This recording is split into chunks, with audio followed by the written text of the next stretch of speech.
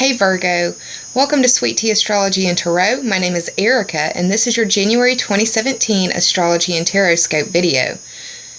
I hope you're doing well. Why don't you sit a spell so we can talk about the stars? We're going to start off the month of January with Mercury being retrograde in your 4th house, and he will be retrograde until the 7th or 8th of the month, where he will then make his station direct movement, meaning it will still be the post-retrograde shadow, but we're closer to clearing it than we were, say, when I'm filming this, which is actually at the beginning of Mercury's shadow. So I apologize if I stumble over my words or if I'm not clear in any area. If you have any questions, please post in the comments down below, and I'll do my best to answer them for you. So, Mercury in shadow right now, and will be in shadow until the 7th or 8th of January. Station direct movement starts the 9th or 10th of the month. Now, January 3rd or 4th, depending on where you live on the planet, we're going to have Venus moving into Pisces. This is your 7th house. The 7th house is ruled by Libra, and it's the house of your partnerships and how you identify who you are as a human being in those relationships with your partnerships and your relationships. This can be business or intimate. This can be familial. These are just the partnerships, the businesses, the teams, intimate relationships, day-to-day relationships that you deal with. It also deals with counseling and open enemies. So if you are in counseling, it would be a great time for healing. If you aren't in counseling, it could be that you are just dealing with a lot of friends, possibly of the female variety because Venus is there. Now, on the 12th or 13th of the month, we're going to have a full moon at 22 degrees of Cancer. This will be in your 11th house. The 11th house is the house of your friends, your groups, your memberships, and associations or teams that you may belong to. These can be real-life friends or internet friends. Not that internet friends are fake, but there's a face-to-face connection or an internet connection involved because of the 11th house.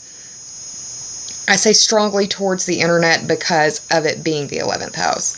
The 11th house also covers your future wishes, goals, and dreams. I think bucket list when I think the 11th house as well. It could be an emotional time. It could be chapters ending. It could be cycles ending. It could be dealing with females as well because it's a full moon. It could also involve a Cancer or your parents because of the Cancerian placement. Cancer rules family, home, roots, and foundations. Now, on the 12th or 13th of the month, we're going to have Mercury moving into Capricorn to meet the Sun and Pluto, which have already been there. Pluto since 2008. But this is in your 5th house. The 5th house is the house that's ruled by Leo. It's the house of creation. It's that creative spark. I think of sparks flying when I think of the 5th house because it's the it's the artist making their art. It's the crafter making their crafts. It's the couple making their babies. It's the couple making their relationship. It's where you fall in love. It's those butterflies in the stomach. It's the house of romance. It's the house of your children and where you make your babies. So if you're an artist, it would be a really good time for you to put your focus in that 5th house energy. If you're not an artist, it could be that you're receiving information about your children or about creative endeavors. It could also be that you're receiving information about a possible party because the 5th house covers your pleasures and your social life as well. Now, on the 19th or 20th of the month, depending on where you live on the planet, we're going to have the Sun moving into Aquarius, which is your 6th house. The 6th house is the day-to-day house. It's your daily to-do list. It's ruled by Virgo, and it's your work and health or the competency and skills that you bring to the services that you provide. Later on, about a week later, we have on the 27th or 28th of the month, a new moon at 8 degrees of Aquarius, and this is again in your 6th house. I would say it would be a good time for exercise because the 6th house deals with work and health, and anytime I see 6th house energy, I always think of implementing either a new diet routine or a new workout regimen or trying to change it up in some area. I'd rather see it work out in your health as opposed to your work, unless you're looking to change jobs, and then by all means it could be that you're looking for new employment or looking to add to your skills in what you do, possibly taking a night class or something. It just really depends. These energies play out in each of our charts in different ways. On the 28th or 29th of the month, depending on where you live on the planet, we will have Mars moving into Aries. And Mars rules Aries, so it's comfortable here. And it's moving into the 8th house, where that's the Scorpio house. And Scorpio is also ruled by Mars and Pluto.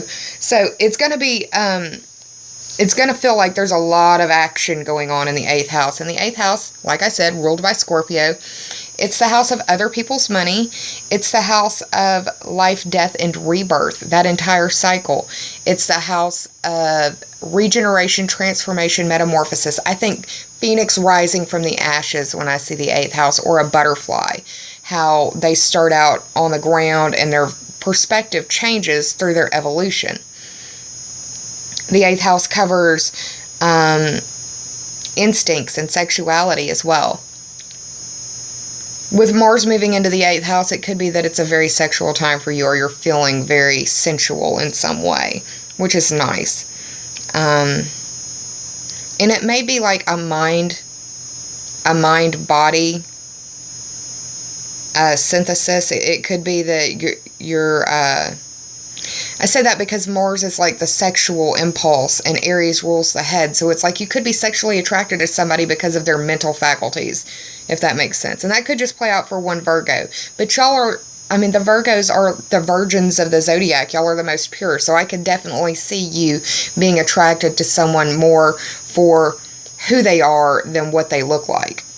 That's not to say every Virgo will be that way, because we have sun, moon, and rising signs that make us different human beings. And even then, conjunctions, aspects, etc. can make that good or bad. That's what I love about astrology. So Virgo, that's what's going on for you astrologically.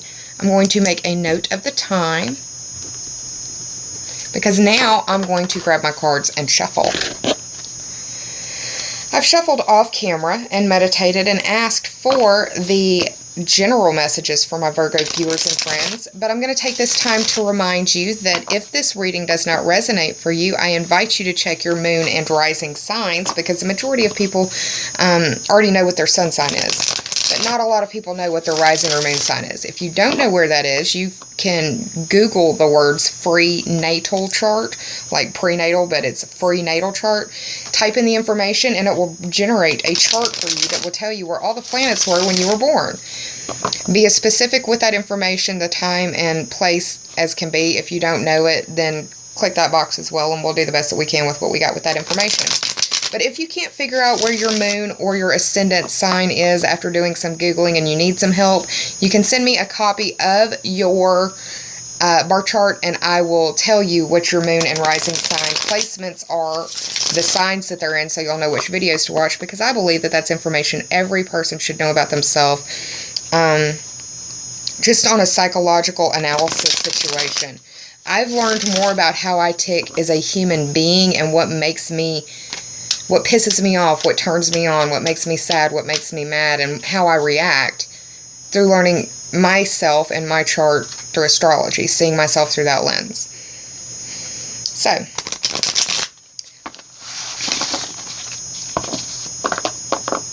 Virgo, I'm going to cut for you now.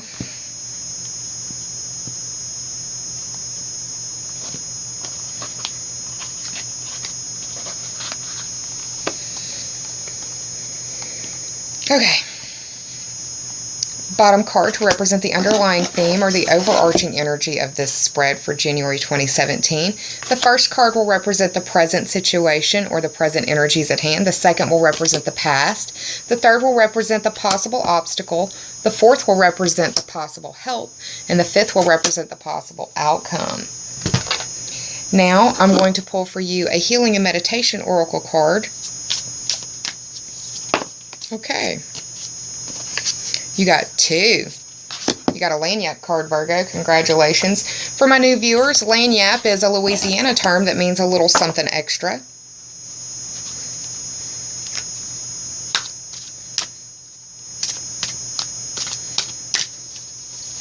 This deck is the Sage Goddess Gemstone Oracle deck. I really like the energy coming off of this deck. I'm going to try to work it into being a regular part of my readings. I think that it adds an extra layer, and I like what it is adding to the readings. I actually had a person, I woke up to a comment on one of my other videos saying that I'd changed the cards, so they just stopped listening. And I'm sorry. I'm a creature of evolution like the rest of us, and I'm just trying to give y'all as much information through as many different avenues and resources as I can. So, yeah, I hope you like these cards as much as I do. I've got all my other cards, and I'll feature them as well in other videos, but this is my new and my shiny, and I like it, and I want to share it. So, Virgo, let me cut the Sage Goddess Gemstone Oracle cards for you. I'm going to pull the top card for you from that deck. Now what I'm going to do is hit the pause button, flip these cards over, do the tarot math, and I'll be right back with your story, Virgo. Hang tight, y'all. I'll be right back. Hey, Virgo, I'm back with your cards, so let's get started. The underlying theme or overarching energy that I pulled for you is the Nine of Wands. This is, for me, a period of reflection after intense trials.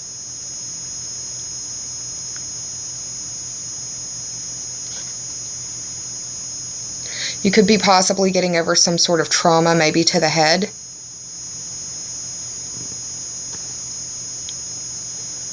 The 9 represents for me the 9th house on the astrological wheel, and the 9, that's the Sagittarius ruled house of religion, philosophy, foreign people, foreign places, foreign things, foreign religion, the study of religion, philosophy, astrology. It can cover legal system matters. It can cover political matters. It can cover adventures and questing or higher education. I see the 9th house as your worldview expanded through travel or study. The wands represent fire sign energy, and the fire signs are Aries, Leo, and Sagittarius. We have Mars moving into Aries at the very end of the month, which goes into your 8th house, and we've got some 8s repeating in your numerology of these cards.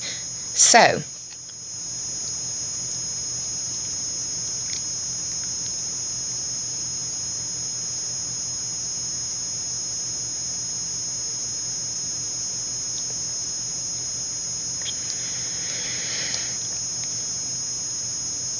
I see this as a cautious card.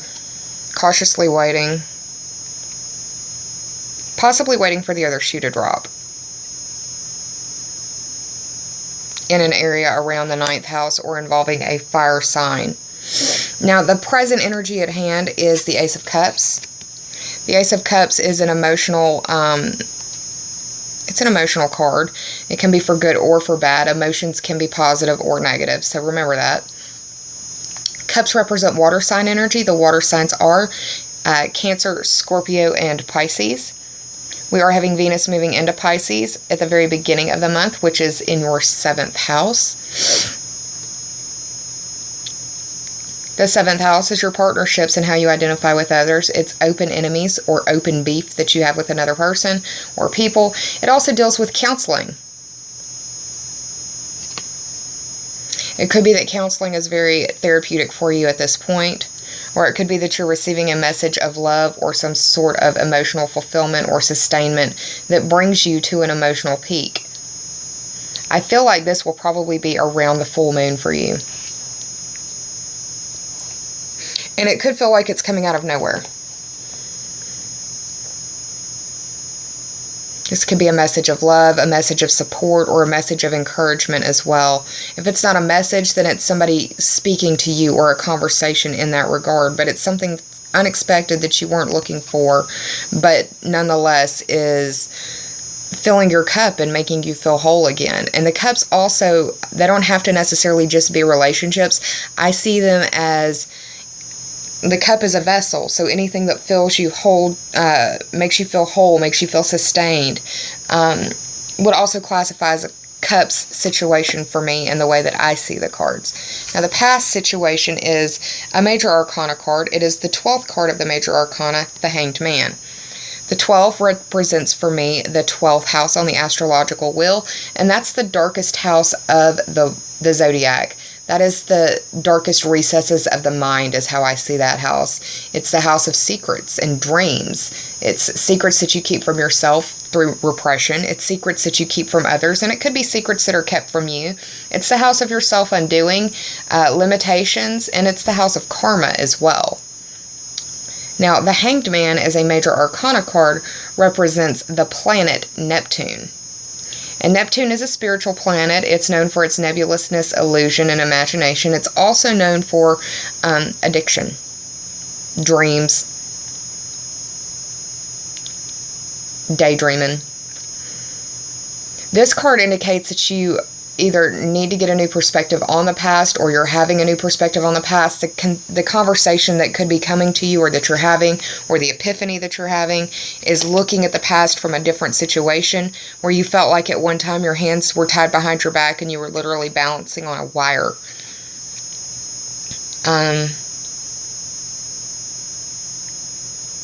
But you're seeing the situation for what it was and what it is, and getting the lessons and the understanding needed to help propel you forward into a better, hopefully a better place, a better space and time.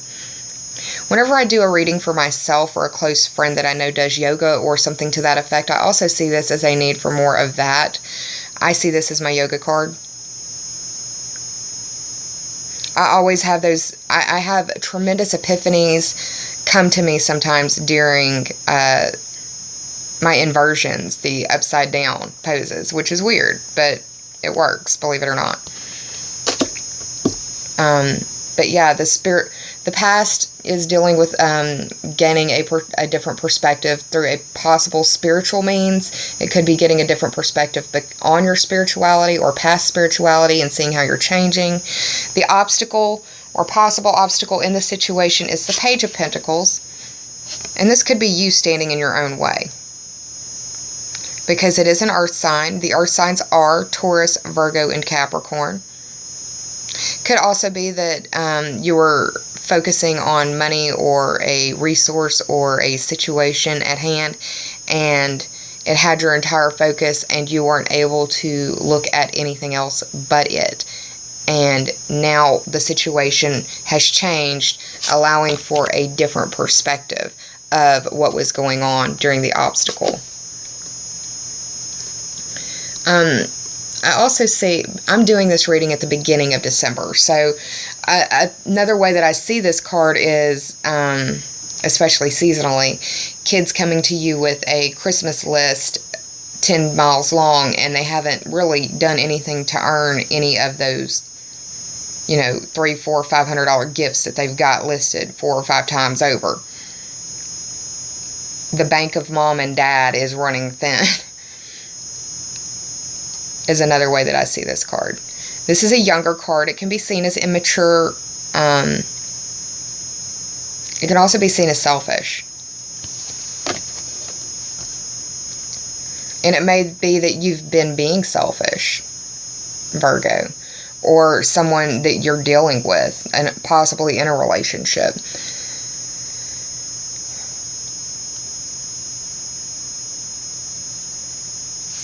Now, the possible help in the situation, and this card has shown up a lot in a lot of the readings that I've done so far. This is the 8 of Pentacles. The 8 represents the Scorpio ruled house. I told you there was going to be 8 showing up.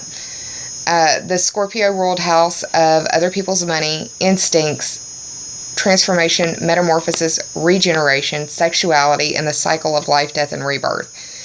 The Pentacles represent money or resources that you would spend on another person, living thing, or situation. It doesn't necessarily have to be money. It could also be like time, energy, the resources that you have at hand, love, devotion. Your health is also a resource. You can't do anything if you're not feeling well. I see this card as a journeyman card, meaning you know how to do what you're doing, but you're not as proficient at it as, say, an expert, but you're getting there, you're working on it diligently. You have a lot of practice ahead of you, and you've only got one done. But this is like possibly even a to-do list of things that you have to do, like your bullet points. Because my Virgos, you are analytical, you do have your to-do lists. I can definitely see this being all right, I've done this, now let me mark this off my list situation. I'm seeing this as well as like marking off your Christmas shopping list. It could be that your focus is very much on work and just trying to produce what you need to keep your finances, keep it going, keep everything rolling.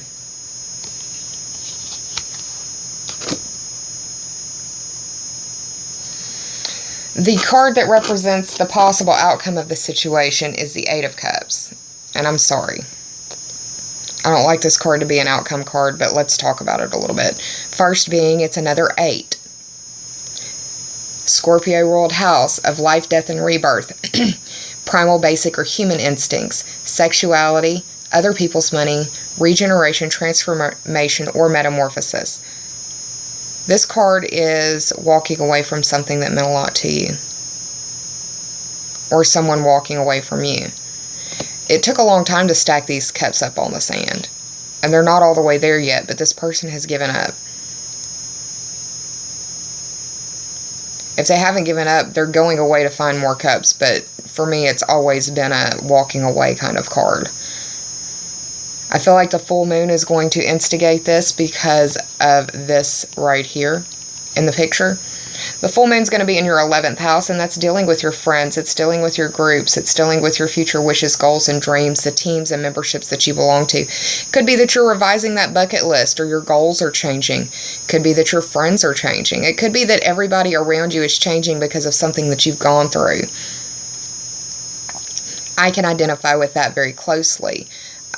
A lot of my social sphere has changed since I survived the house fire, and it's really just now become very apparent to me how much it has changed.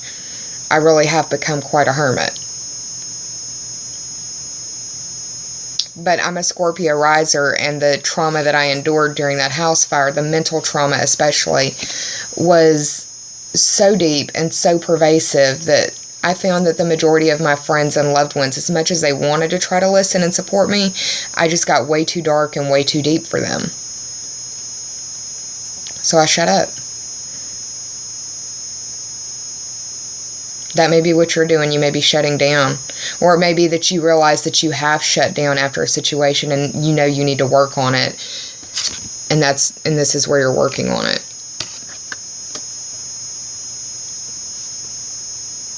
I feel like the individual in this card is definitely, or in this situation, definitely has some fire sign energy to them. I believe that the coloring of the cards does have significance as well. And whenever I see a character in the majority of red, I think a fire sign. It could possibly be an Aries because of this hat right here. Red again, around the head. Aries rules the head. We've got Mars moving into Aries, which is your 8th house, which is the 8s that have been represented up here. I think Mars moving into the 8th house is a pretty powerful energetic shift that will be occurring for you, and I think that you will be going through a period of transformation, metamorphosis, and regeneration. But for that to happen, you have to understand that that cycle is a process of evolution. It's a process of construction. And with construction, before construction comes, there has to be destruction. There has to be prepping of the space. There has to be tearing down so the new, stronger, better can be built. So it can be a painful time, but understand that for growth to happen, there has to be some pain. They don't call it growing pains for no reason. And this definitely looks like that sort of, I wish this would hurry up and finish. He's still holding on to this stick, this wand, this weapon, if you will, to defend himself, but he's tired.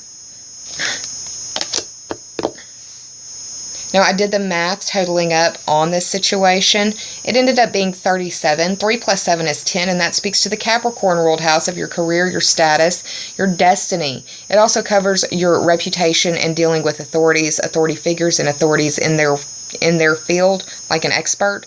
Your status is something that could change, like on Facebook, your relationship status, your if you're a parent or not, it could be, okay, I'm learning I'm pregnant, or I'm learning that my partner's pregnant. It could be that you're going from single to, to in a relationship to it's complicated to engaged, divorced, widowed, widowing, widower. those kind of statuses change, and they can change quickly. It can be Mr., Mrs. to Miss. That's what I'm talking about with the status change.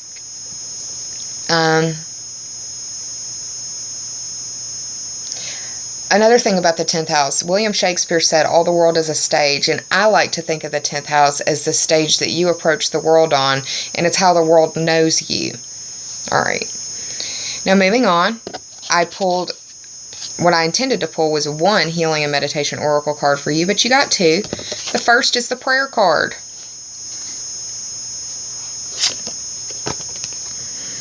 Spiritual perspective, or gaining a different perspective through possible spirituality.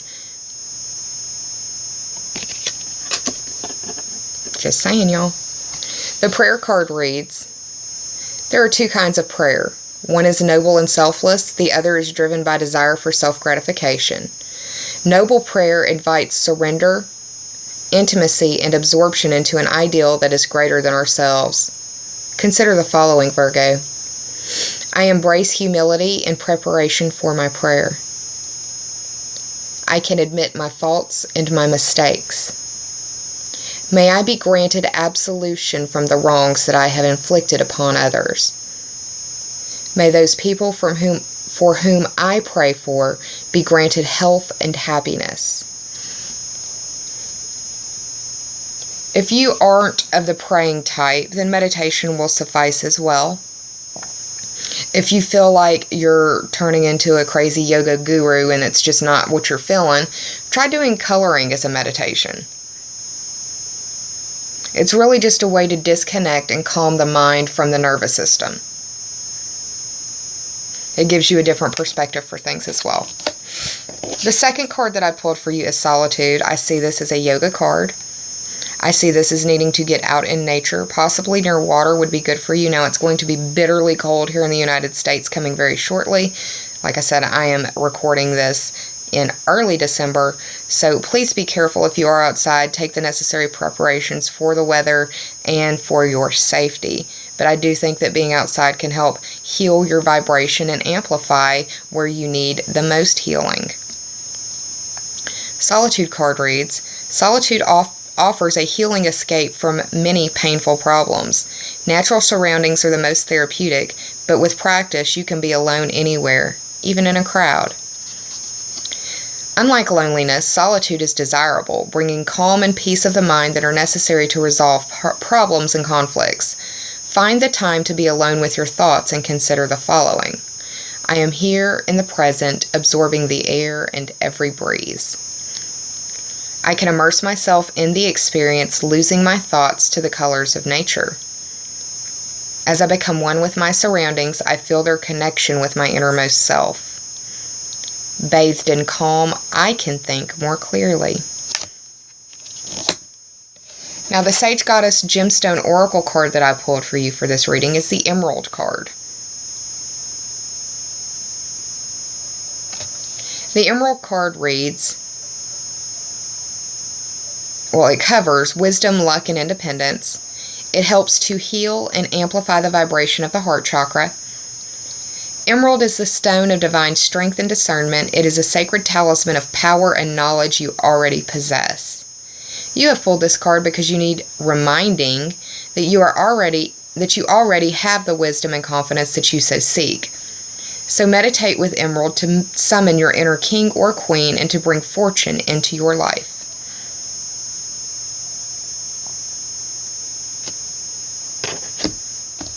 Virgo, I hope you enjoyed this reading. If you did, please like, share, and subscribe. And if you already have, I thank you from the bottom of my very grateful heart.